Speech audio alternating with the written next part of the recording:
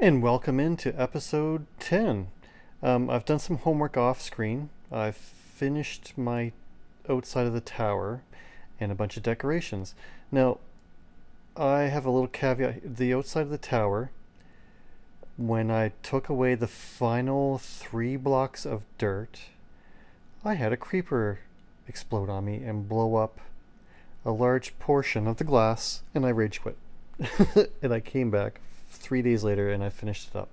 Now, it's not perfect, but you will see like the dark does follow up and around, and the dark follows up and around the whole way around. It's off a little bit here and there. It's not perfect. It's not going to be perfect. I never thought it was going to be perfect. It's readable up until about here on the build. It follows, but from here up it's a little wonky, but the collars are pretty close. Now, in retrospect, it's not exactly as the real building is. I understand that. It in the real building, at about this level, there's a repeating pattern of blue diamonds that breaks it up, and then from there up, it's a smaller square or diamond pattern to fill in the smaller space as well. The proper building has a much more gradual slope up till probably there. It kind of fills in.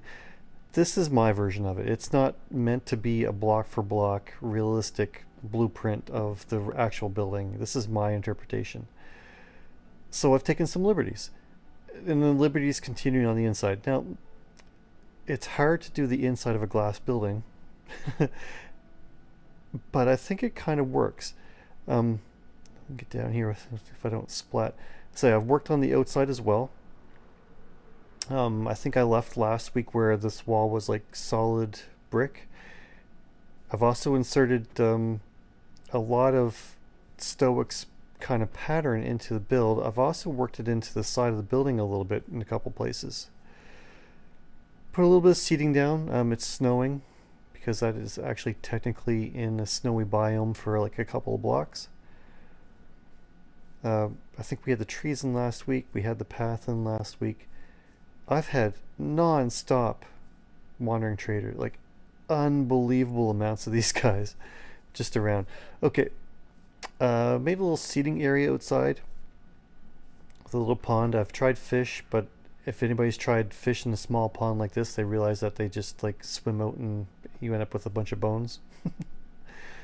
On the inside, it's kind of sterile, and I think I want to do something different than just this smooth stone. But I've made up some floors, and this is going to be basically an office building.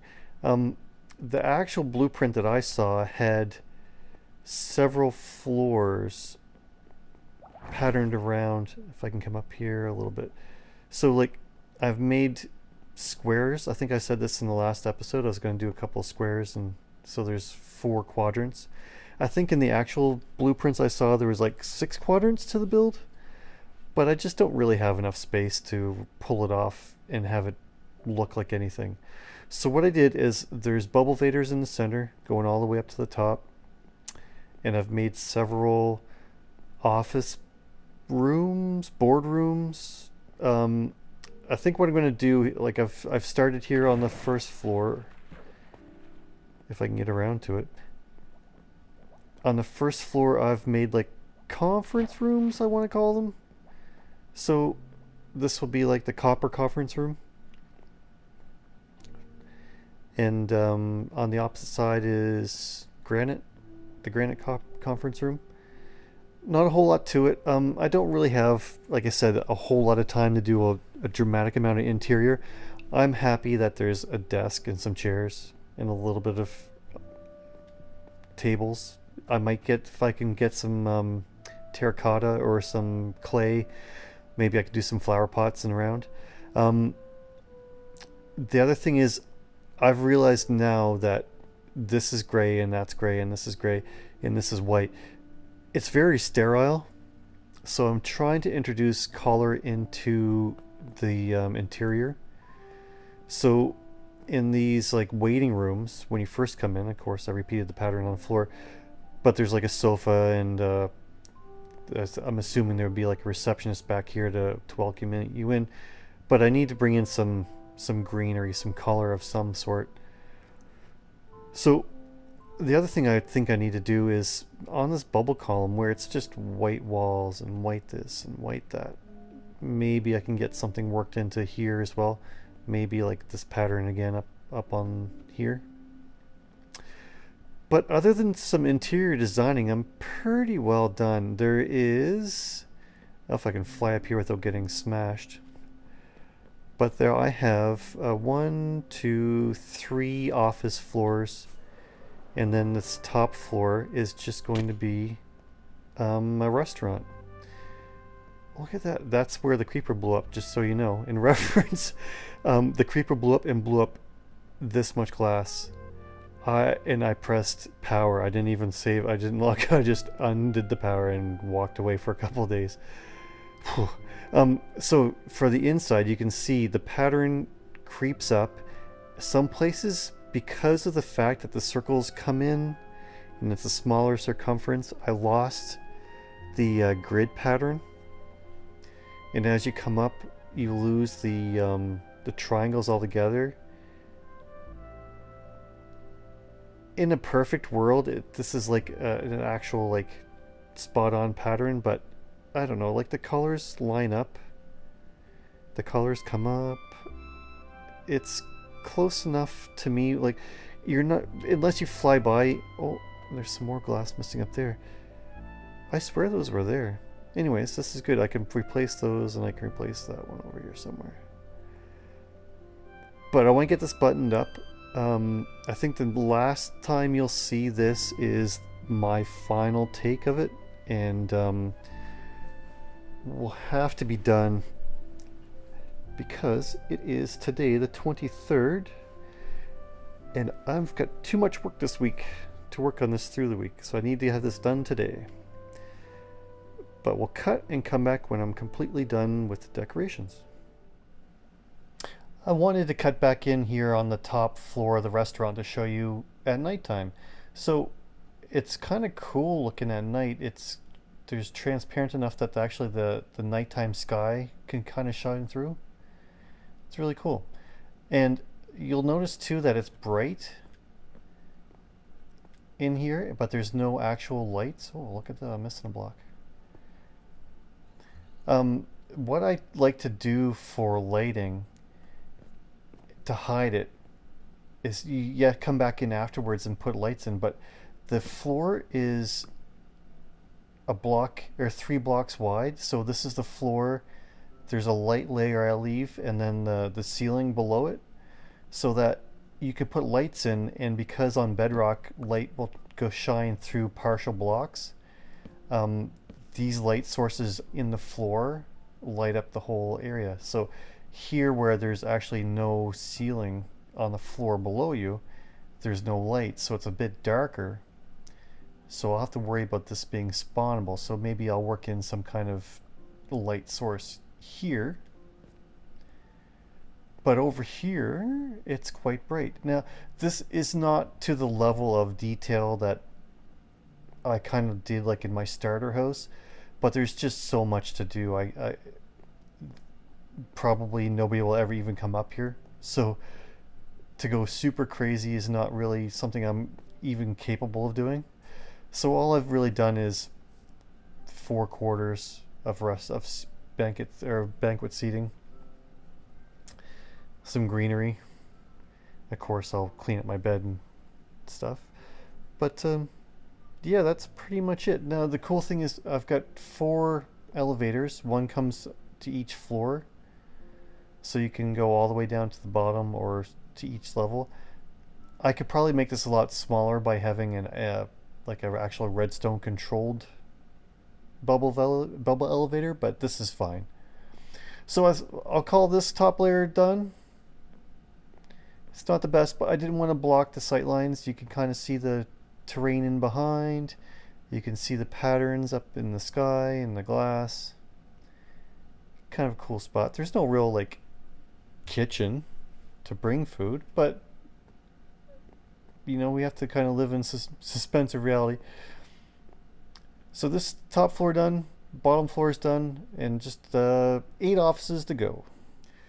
Floor 3 is done. It's a little chaotic, but this is my kind of like bluish aqua room. All the offices are basically the same. They've got a L-shaped desk with a weird chair, some office furniture, and some greenery. And everything's a little bit different. So that's one side. This is kind of like the woody side. Got some like bookshelves up the corners. Everybody's got the same kind of desk. I could probably use a bit more. This one's a bit more stark compared to the other ones. This is the blue room. Again, blue, blue, blue, blue everywhere. It's a little gaudy compared to what I would normally try to do, but I'm just trying to fill some space. A little bit of greenery, a little bit of a chair or sofa here to rest on. 1, 2, 3, and 4 would be the iron room. This is the power room. Stark again, a little bit of greenery. So again, maybe we'll do something here. But on to number 2. Just done cleaning up, and that officially ends my floor number 2. So this room's kind of like darker. It's got like a backdrop behind the front seat, and I know these doors are starting to look bad to me. It's like the longer you look at something, the worse it looks. But no, I could nitpick this for hours and hours and hours, but each room's a little bit different. This guy's got big bookshelves around the windows. Plants on the inside this time. This is kind of like the nature room. Plants, no, not a whole lot of desk space. It's another brick. And then this is like I like how these kind of like funnel down to the chair. Yeah. So that's the decorations done. I should do is make banners or signs for these actually. Yeah. I better label each floor on these of the elevators. But that's pretty well done. There is more time between now and the end of the week. I might like finalize out through here a little bit. I don't know if it needs seating area. There's seating areas outside, but this is kind of bland. I know it's not realistic, but maybe even just like a little pond or something, some kind of something to break this up. I had originally thought about putting glass to line the offices, but the more layers of the transparent blocks you put in, the less you can see. I like being in here and being able to see outside a little bit. Hard to understand what's going on, but at least you can get some life and some movement from the area. The other one thing that's going to mess around in my head while I'm doing other things is how to adjust the entrance. Right now it's white on gray on white on gray, and it's hard to tell at first glance where the entrance is. So I don't know if like I switch these to white, maybe they go back to gray if I do something on the floor, but this has to change to kind of be a focal point. But other than that, I think I'm pretty well done. I'm like 90% happy with it. It's been a lot of work, and I think it looks good. So let's consider that done, and let's try to move on for the rest of the episode. And I'm not going to get the fortress farm done, but if I can get it like safe, and so I don't feel like I'm going to get exploded and thrown into a lava pit, because I found a fortress. I flew around, get some cords, and it's like over a lava lake, but I haven't been able to pacify it yet to know if it is exactly the one I want. So I'm going to go there with a whole bunch of basically half slabs and some fire protection potions, and see if I can make the next project safe. Back at the Mushroom Island, and I haven't been here for a long time actually. It's been about a week. I finally get some more diamonds, so I should get some of this done over the weekend. But let's get ready to raid this nether fortress. So I've got a gold helmet on because we're going to a crimson forest, which should have a bunch of zombified pig guys in it. I've put all my good tools away in my helmet and my elytra. I've grabbed a whole bunch of blocks, and then Zedtek's given me a shulker of potions of fire resistance because he has a bartering farm which gets a dramatic amount of these things. So I have to get to I wrote it down here somewhere, negative 2000, positive 570. So I've got a long way to go. I've made a tunnel there. I just have to now find the tunnel that I made to get back to it.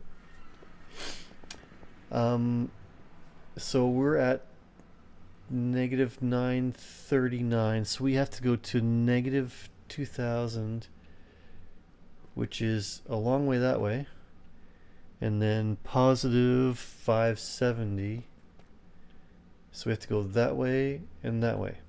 So I'll get to where we're going and we'll cut back. Here I am at 19. This isn't the.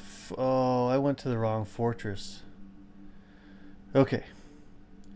So this isn't the right one. We have to backtrack here a little bit. The one I found originally I thought was like over a lava lake, not. Yeah, like that's way too much work to cover all that up.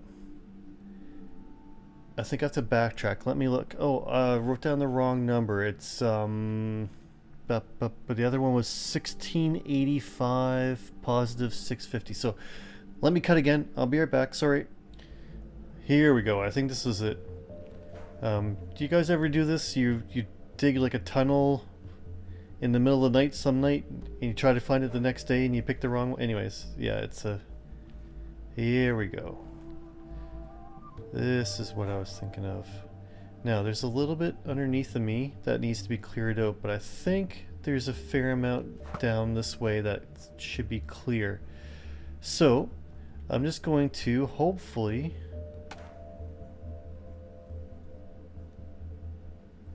Yeah, look at that. Safe way down. Let me try to get this kind of safely done. I shouldn't... Oh, there's a blaze spawner right there. So, ooh, do I break the blaze spawner or do I save it? There's gotta be another one.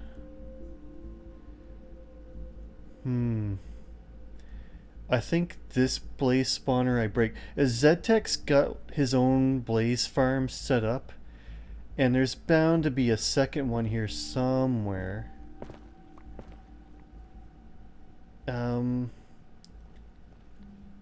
This is the north to south direction, which I need for a farm. So like that bridge right there and this one is hopefully what I'm going to use. And I'm going to zip them to the north. So I'm going to hopefully stand like AFK right over there. Right? In the best of both worlds, I can use this one and this one at the same time. And then maybe add AFK in between them. And then I only really have to like mob proof like maybe a little bit up here. And then like a little bit down there maybe. But that's why I brought the armor stand, so I can get the spawning sphere. But what I'll do for... I think I'm going to just kill this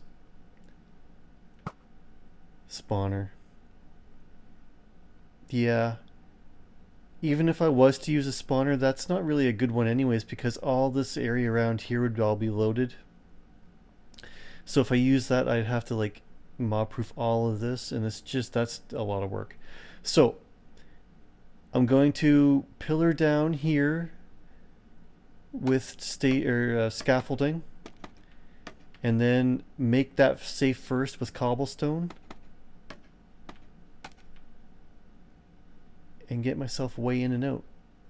I'm not going to show you because I'm probably going to curse and swear a lot while I'm doing this. If I end up falling in the lava and losing all my stuff, or yeah, it might be 2 weeks from now before I ever get back to this. So let me turn the recording off, okay? And we'll come back to this. I would say we're plenty safe enough now to give you a little tour around. I went through half a shulker of potions, and I've gone through 2 pretty well shulkers of blocks. And I've buttoned up the fortress itself. The terrain around a little bit I need to do, but this has been a very strange fortress. There's a bunch of layers upon layers like you don't normally see. Like there's not normally a road down here exposed and then a road up here exposed. Usually like there's some kind of interior structure, but I haven't found a single chest yet.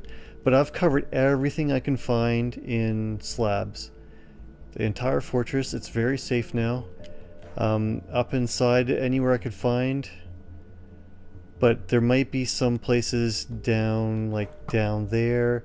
There's been piglins or zombie piglins falling off of that little platform, so that's gonna have to go for sure. But generally I think it's pretty well safe. I'm thinking this road is what I'm going to use for farm, because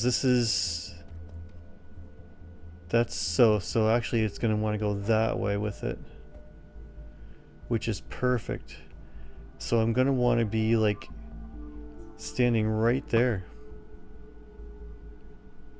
and this line's going to zip up and this one's going to zip up, and then finally this one will take like a short little detour to here where this arrow is, and there should be a trident killer standing right about here. So that would mean that maybe some of that needs to be slabbed.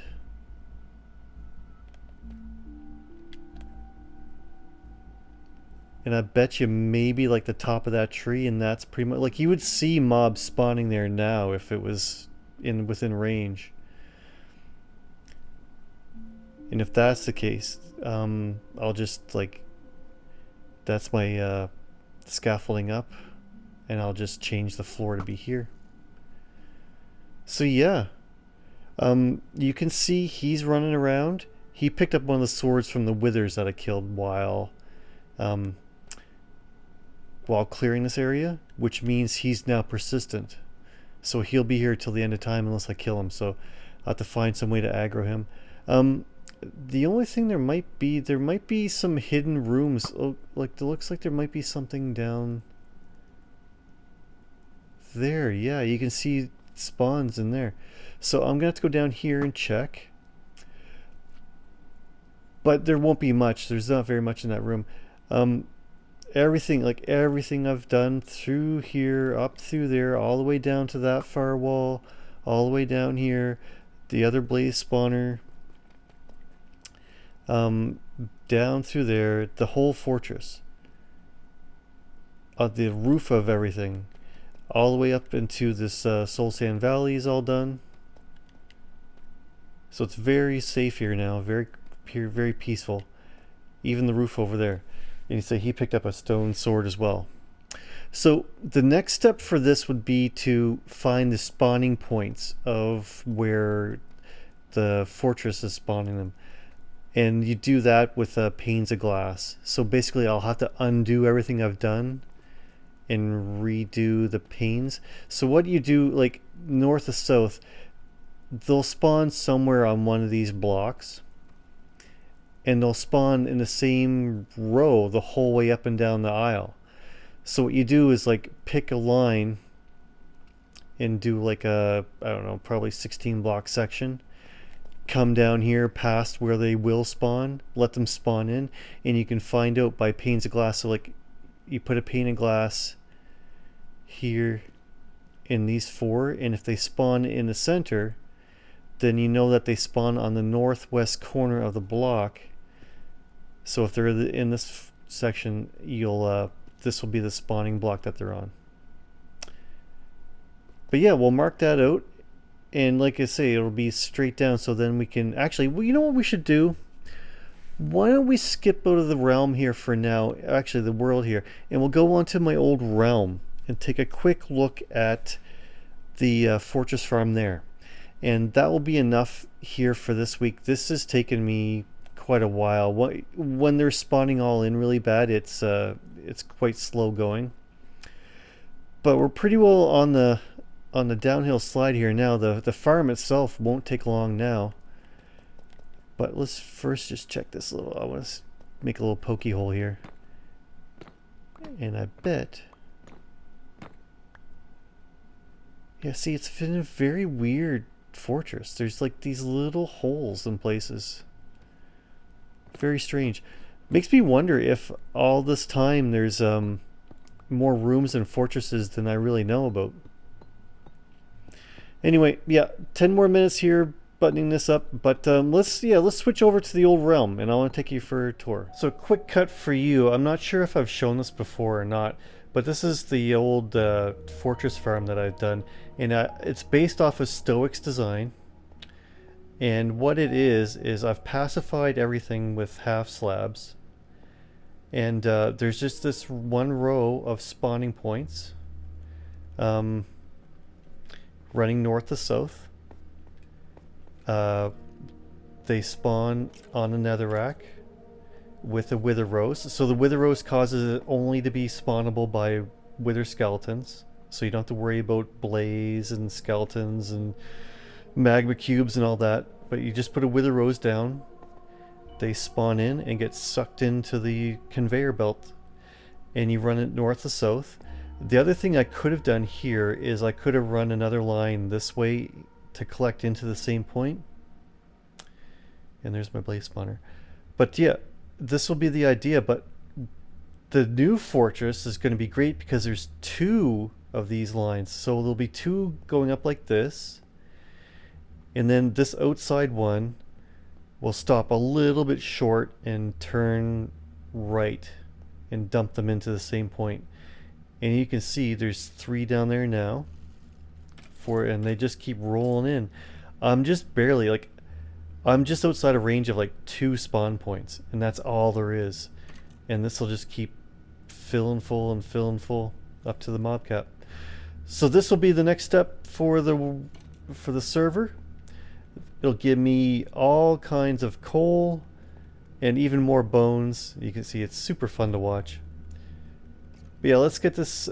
This will be next week. I've already done a lot for this week. The big gherkin is done, and the wither or the nether fortress is pacified. So that'll be enough for this week, and let's get this farm going for next. And on today's tips and tricks, I want to talk to you about a low-tech way of doing a blaze spawner. So if you stumble across a fortress and you find blaze spawner, usually what you want to do in early game is run up to it, wait for them to spawn, and then you try to hit them with a sword without them flying away and burning you to death. The easy thing I've figured out, or I saw to do, is if you come into a blaze spawner and dig underneath of it, what this will allow you to do is blaze naturally pathfind towards the player, so that on a lower elevation they will naturally pathfind down as close as they can to me. And if you put a half slab and leave half a block of space, they can't cause you any damage. So you can stand here safely and kill them. They'll float up and float back down every once in a while, and you want to block it in completely, obviously. This is just a quick little demonstration. But if you have a little path for them to fall down, they will come down to you without you having to get any damage. See, all I've done here, if I can get in, is I dug out a little path for them to fall into. You can make it as big. I think the actual spawning pattern is like a 5x5 diamond from the center, but you make it as you wish. Again, this is low tech. You don't need any redstone, you don't need any real planning. Just find a spawner in the real world. Try to block it in so they can't fly off on you or attack you while you're doing it. But in the meantime, just simply dig into the staircase right at the normal level that you're at. And you can be down as far as a 60, like the 16 block spawning radius still works for the blaze spawner. Dig yourself out a little space here and dig up till you find them. And if you put a half slab in through this block, they'll pathfind down to you. So I use that early game in almost all the worlds I come to. It was a source of blaze rods. It's a early game. It's actually a really good source of experience too. Funny, they're all spawning down here. There's a gold block down there. Look at that. So yeah, no, just a quick tip: dig underneath of it, make a half block space, and you've got yourself a very easy blaze farm.